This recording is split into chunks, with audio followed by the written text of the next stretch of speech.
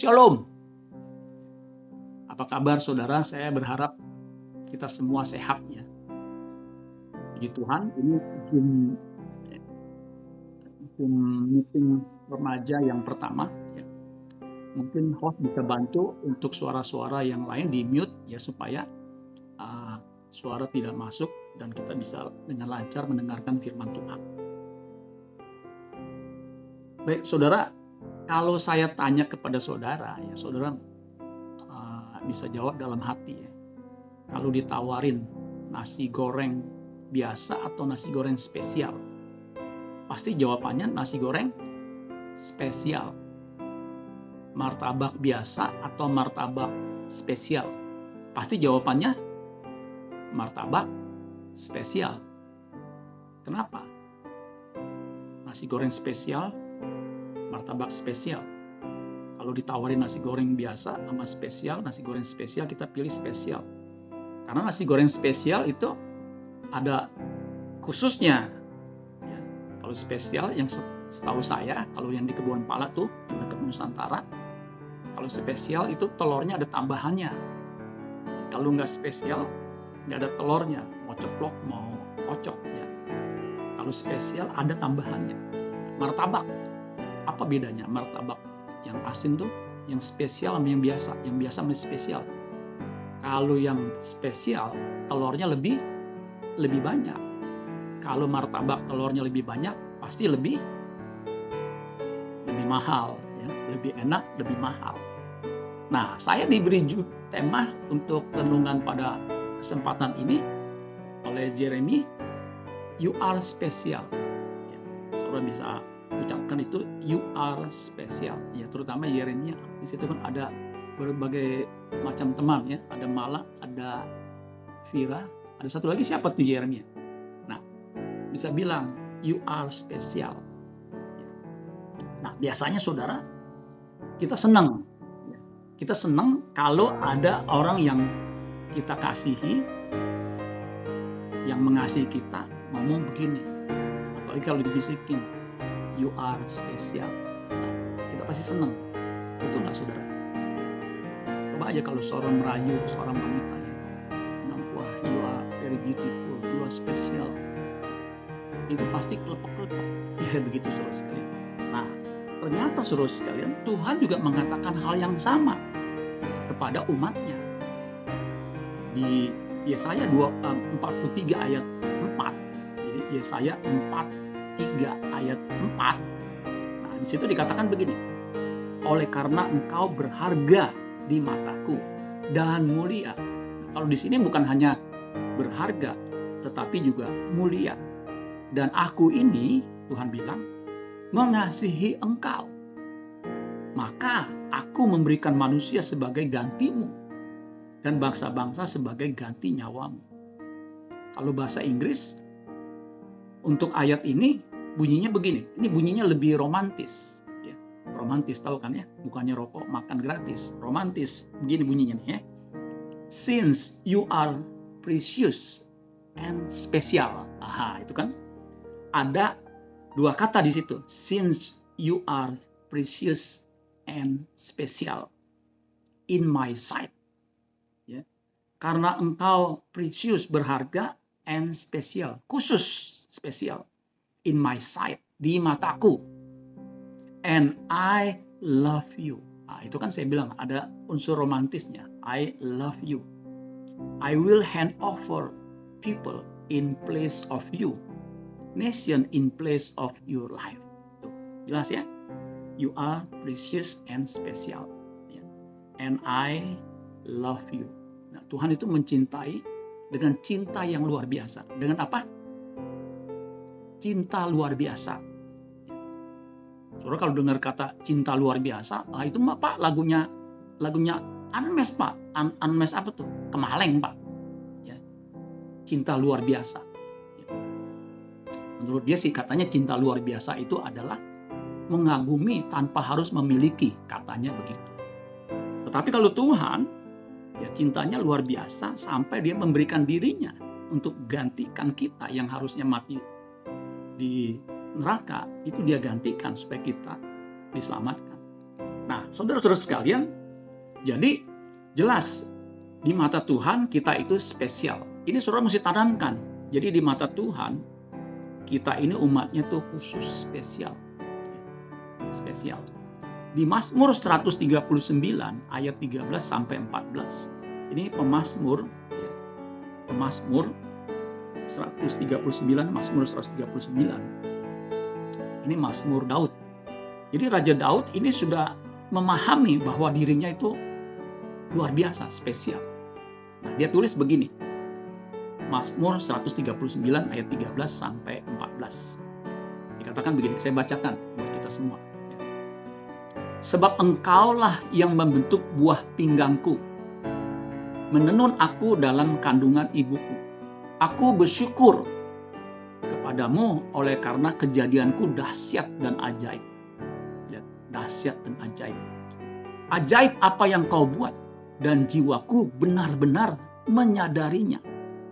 Nah, jadi saudara sekalian, di sini pemazmur mengatakan, sebab engkaulah Tuhan yang membentuk buah pinggangku, menenun aku dalam kandungan ibuku.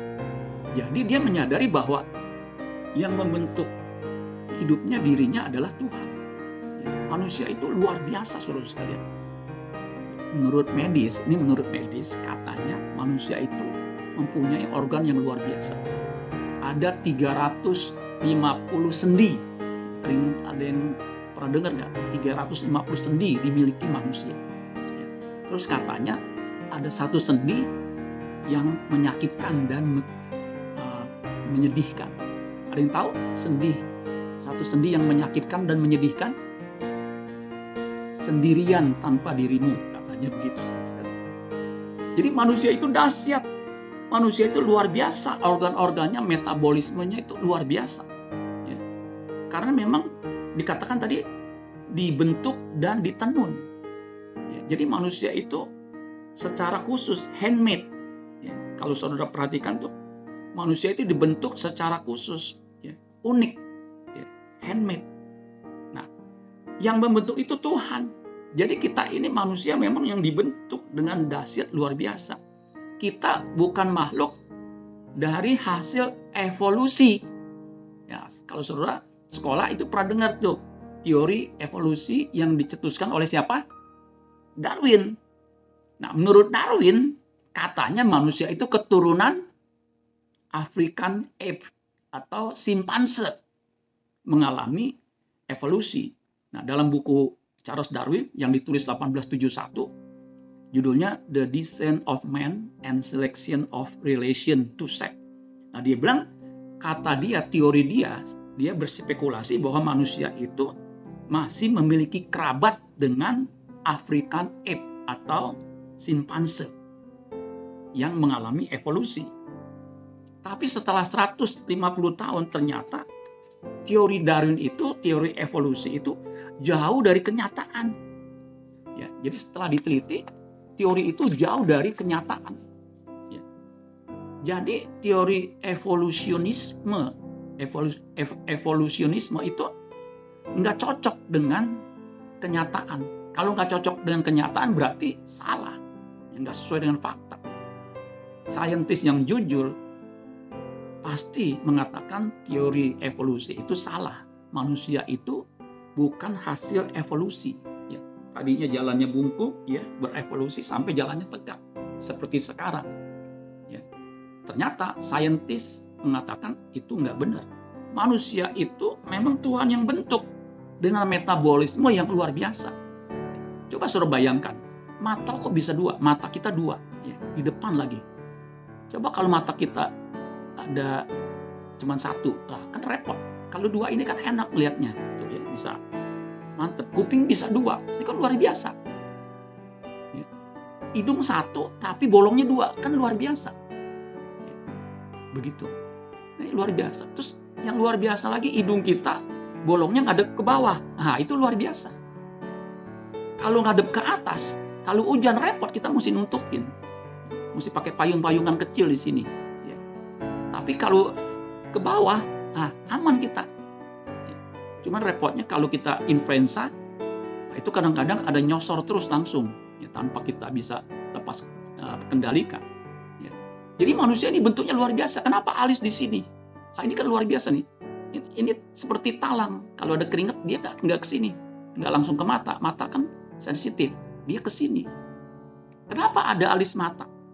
Kenapa ada bulu mata? Dan bulu mata anehnya tumbuhnya itu segitu-gitu aja. Saya ini kan udah setengah abad.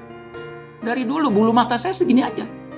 Tetapi kalau rambut saya itu pernah lebih panjang dari Jeremy yang sekarang. Tapi bulu mata saya udah 50 tahun lebih saya nggak pernah gunting. Tetap aja segini. Saudara bisa bayangkan kalau bulu mata saya panjang begitu, nah saya kayak ketutupan begitu, kayak malampir ya, ketutupan bulu mata. Tapi anehnya Tuhan bentuk bulu mata kita itu nggak numbuh sampai sepanjang-panjangnya.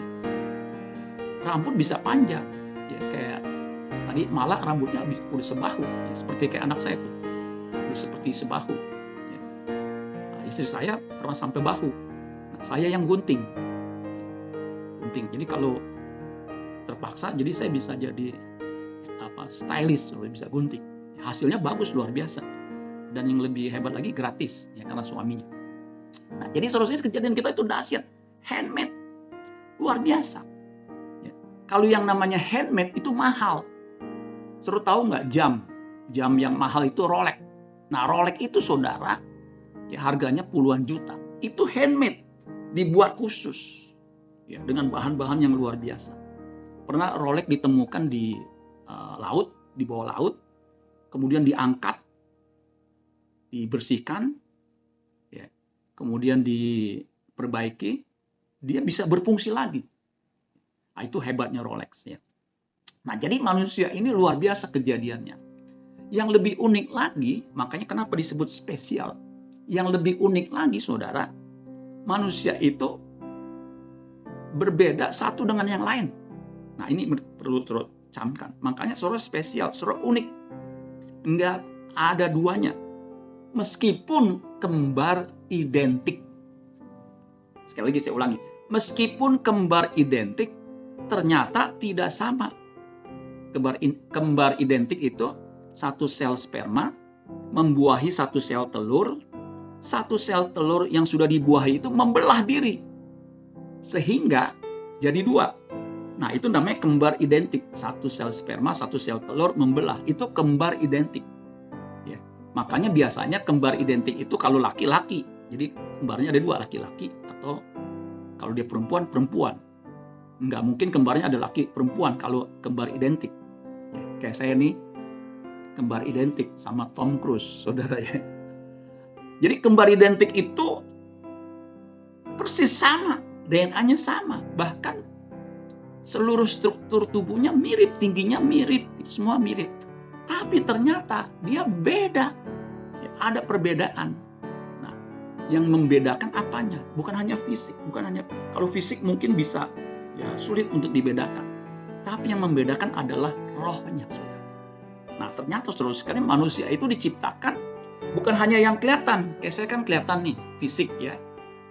Jeremy kelihatan. Tadi ada siapa tuh ya? Dennis kelihatan, ya. Yang lain kelihatan. Ada bagian dari kita itu yang nggak kelihatan, yang batinia, yang rohania, ya. Yang kelihatan aja itu luar biasa. Tadi saya sudah ceritakan. Yang tidak kelihatan ternyata juga luar biasa. Nah, apa itu? Tadi dikatakan, ya, di Mazmur 139, ya di situ dikatakan di ayat yang ke-14. Ayat 13, sebab engkaulah yang membentuk buah pinggangku. Nah, buah pinggang di sini bahasa Inggrisnya kidney. Itu organ yang penting dalam tubuh manusia. Nah, fungsi ginjal kalau saudara belajar biologi, itu yang pertama adalah menyaring ya, dan membersihkan darah dari zat-zat atau senyawa asing yang masuk ke dalam tubuh. Masuk ketika kita mengkonsumsi makanan dan minuman, itu masuk tuh ya, zat-zat senyawa asing yang toksik atau yang berbahaya. Nah, fungsi ginjal itu menyaringnya. Menyaring darah yang terkontaminasi ya, akibat kita mengkonsumsi makanan, itu darah disaring, ya, dibersihkan dari senyawa itu. Nah, setelah itu diedarkan. Makanya kalau orang fungsi ginjalnya terganggu, seluruh kehidupannya akan terganggu. Nah, itu secara fisik buah pinggang itu luar biasa. Jadi buah pinggang bisa secara fisik namanya ginjal ya, atau kilya bahasa Ibrani atau kidney bahasa Inggrisnya. Ternyata kilya itu secara figuratif, artinya secara gambaran, dia itu tempat di mana emosi dan pikiran ada di situ. Maka kilya itu juga artinya mind, pikiran. Nah, manusia ternyata yang membuat dia spesial itu karena dia punya pikiran. Dia punya bukan hanya brain, tetapi di dalam brain itu ada pikiran. Punya otak dan juga punya pikiran. Nah, apa bedanya otak sama pikiran, mind? Ya, beda saudara sekalian. Kalau burung punya otak nggak? Punya. Monyet punya otak nggak? Punya. Apa bedanya otak monyet, otak burung, sama otak manusia? Sama-sama otak. Tapi ternyata di dalam otak manusia itu ada pikiran. Ya, mindset. Ada kemampuan untuk berpikir. Sehingga ada perkembangan cara berpikir, berkebudayaan. Sejak dulu sampai sekarang, burung itu ketika dia membuat sarang, itu nggak berubah. Beda sama manusia. Kalau manusia membuat rumah, dulu mungkin hanya sederhana dari kayu-kayu, ya, kemudian dari ada batu. Sekarang, manusia bisa membuat rumah yang begitu indah dari berbagai macam bahan.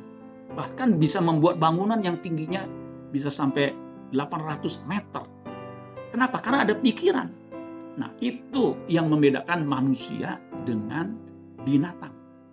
Ya, makanya Tuhan itu menebus kita. Karena kita ini spesial, dahsyat. Ya, luar biasa. Kita punya pikiran. Jadi waktu Tuhan ciptakan, kita ini segambar serupa dengan Allah. Nah, kata segambar itu selem. Yang dimaksud adalah pikiran perasaan. Nah, jadi dalam diri manusia itu ada pikiran perasaan yang menghasilkan kehendak. Tapi sayangnya manusia jatuh dalam dosa. Sehingga pikiran perasaannya itu terkontaminasi. Itulah sebabnya Yesus datang untuk mati di kayu salib, menebus manusia, sehingga manusia dikembalikan kepada rancangannya yang semula, yaitu punya kemampuan untuk berpikir, berperasaan seperti yang Tuhan kehendaki. Nah, kalau kita menyadari bahwa kita ini luar biasa karena punya pikiran perasaan seperti yang dimiliki Tuhan, makanya cuma satu yang kita harus jaga, yaitu pikiran perasaan kita agar sesuai dengan kehendak Allah.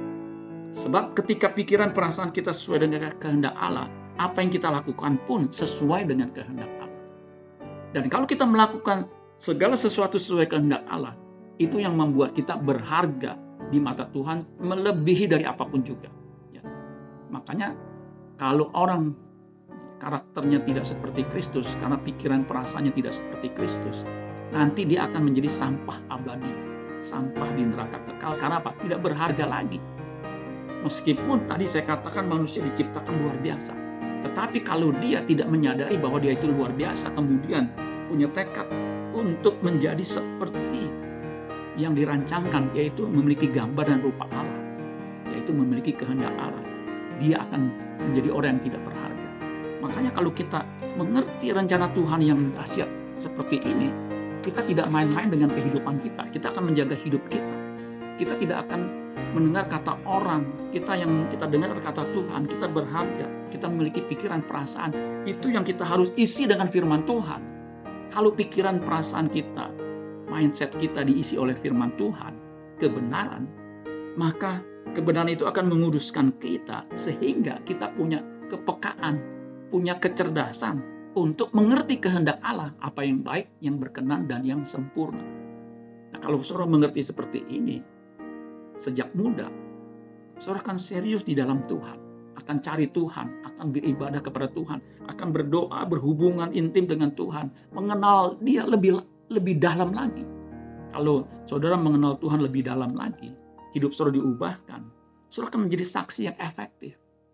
Mungkin kita tinggal di satu daerah yang tidak sebaik daerah lain. Tetapi kalau kita ada Tuhan dalam diri kita, cara berpikir kita berubah, ya, kita pasti diubahkan menjadi orang yang bukan hanya spesial secara status karena kita percaya Tuhan, Kita itu umat pilihannya, bangsa yang kudus, umat pilihan Allah. Kita juga suatu kali kelak ketika kita menghadap Tuhan, ya semua pada akhirnya akan menghadap Tuhan. Nah, kita akan diadili.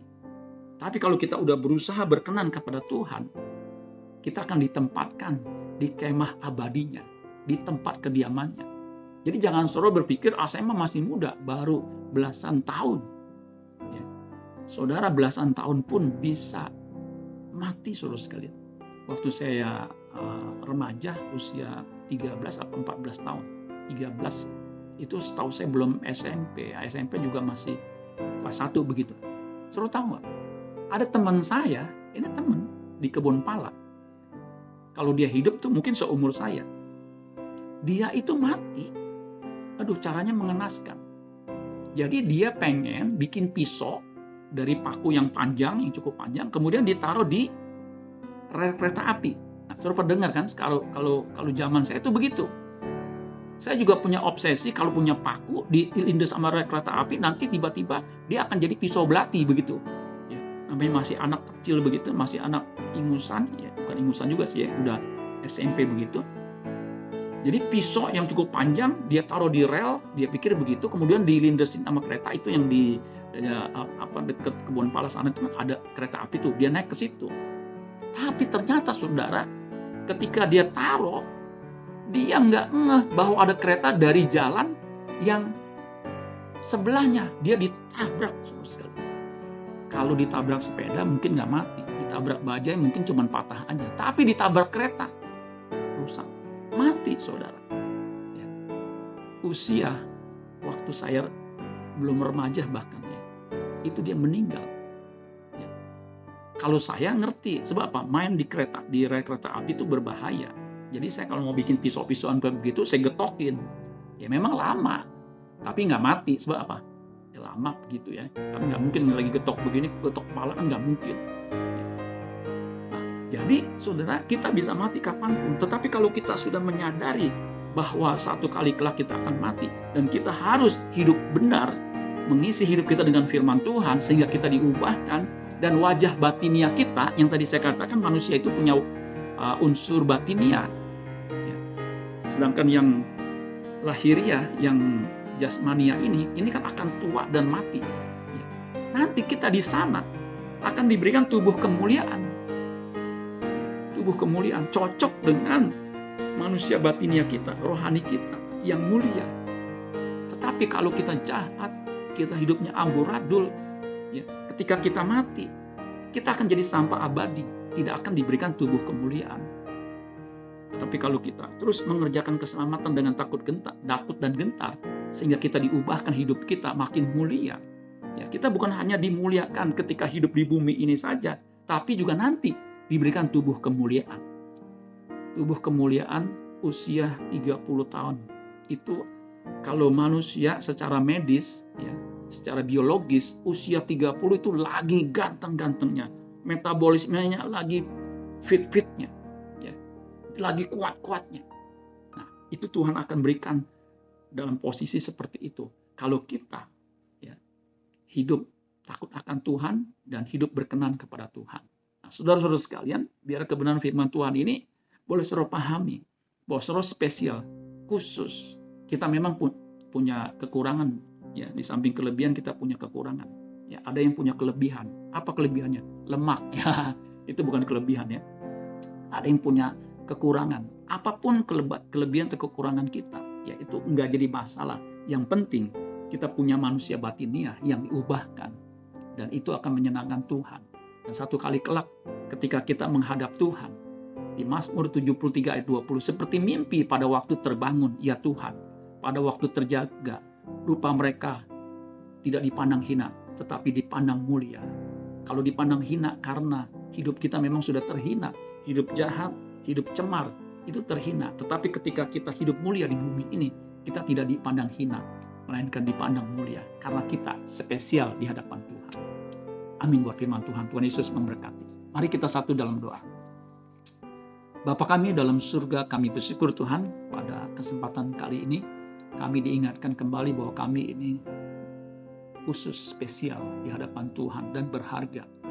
Itulah sebabnya Engkau datang untuk menebus kami, untuk mengembalikan kami kepada rancangan yang semula, yaitu segambar dan serupa dengan Allah. Hidup seperti Kristus hidup, yaitu hidup yang menyenangkan Tuhan, yang senantiasa melakukan kehendak Bapa di surga.